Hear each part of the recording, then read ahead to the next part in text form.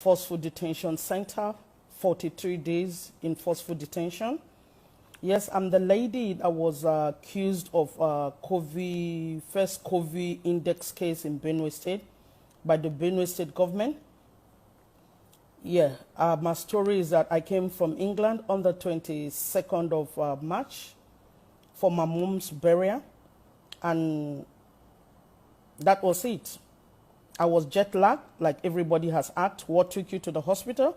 I was jet lagged, went to the hospital to have myself checked. The doctor said they were going to check me, which they did. He said I had a little bit of temperature. I said I had no temperature because I was only having jet lag. My body was paining me because I've traveled for almost 24, 25 hours in the past 2 days.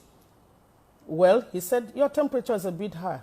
I'm going to keep you here and check you. I said, no problem. I'm a law-abiding citizen. Yes, keep me. He kept me in hospital overnight, gave me some analgesic. The pain was gone. Ready to go home the following day. He told me that he was going to do, the standard procedure was to do a swab by the Benue State government. By the way, the hospital is Grace Cottage Hospital in Makurdi. I said, okay, I'm okay with that. Called some 2 men who did a swab on my left nose and on my throat. Asked when I was going to get the result. He said in 24 hours. 24 hours passed. I didn't get a result. The next day, which was 27th of March, the doctor came to me in the evening to tell me that I was COVID positive from the result that they did, from the swab that they took. I asked, where is the result? He said he doesn't have the result, that he was only told. And I'm asking, if I have COVID-19, why don't I get a result of it? Well, he went away. He went away, and my friend, who was also a doctor, came to tell me that the Benue State governor, or Tom, was already doing a press conference with my name. A doctor just came to tell me, and a press conference was already going on with my name as the first index case in Benue State. Went down to ask the doctor what all this was about. All I was told was that they were helping me to fight with the state government. On what basis? What has happened? I don't know. Where's the result? I don't have. Well, that was it. I told them if this was a drama or Nigerian Nollywood movie, I wasn't going to be part of it. Went back upstairs to get my bag to leave the hospital because I was thinking this was getting out of hand now. And this time I was okay. Nothing was wrong with me. I didn't have a headache. I only had body pain. That's what took my... And I knew it was because of the journey I did, or the journey I made.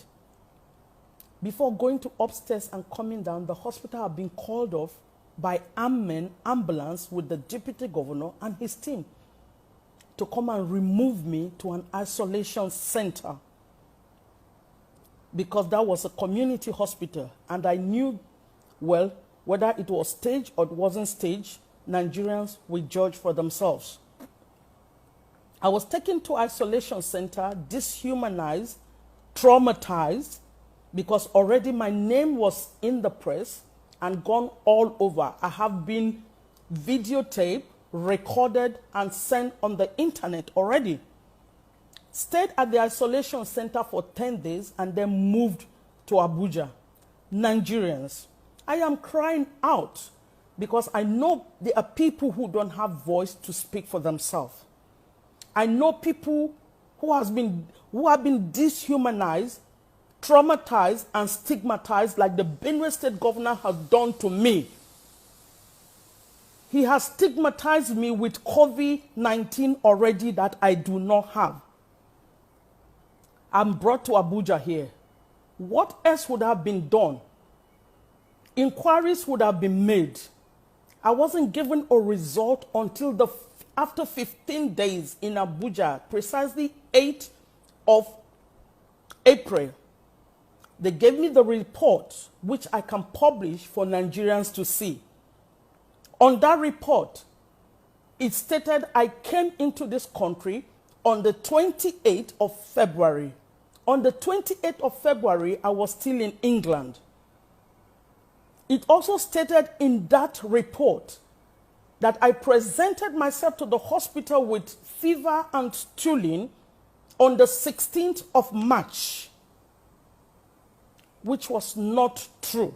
On the 16th of March, I was still in England. I came into Nigeria on the 22nd of March, went to hospital on the 24th of March.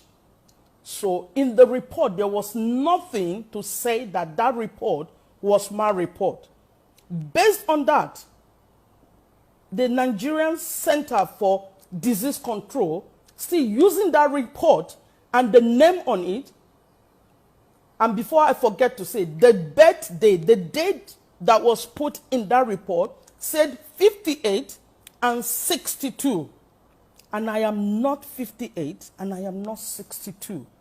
I am 50 plus, not near that age. So I was still wondering whose report was that. But it's still that report that the National Center for Disease Control are still working on and still holding me here. Even if I have COVID-19, was it not right for the state government or Tom himself and his team, the commissioners and people concerned in Benue State, to cancel me and speak to me instead of taking my name to the press? Is that the standard for the World Health Organization? Is that what the World Health Organization said that should be done to patients with COVID-19? Why is that of Nigerian different? Permit me to say now that even if anybody has COVID-19 in Nigeria, they will not come out because of stigmatization.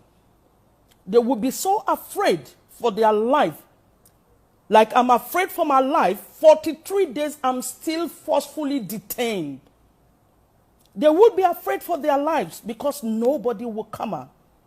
And then the work of the NCDC would not have any effect because people are scared to be stigmatized like I have been done to.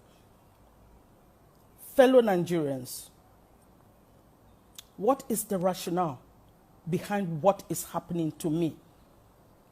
NCDC had done 3 tests on me since I'm in this forceful detention center. They did a test on the 10th,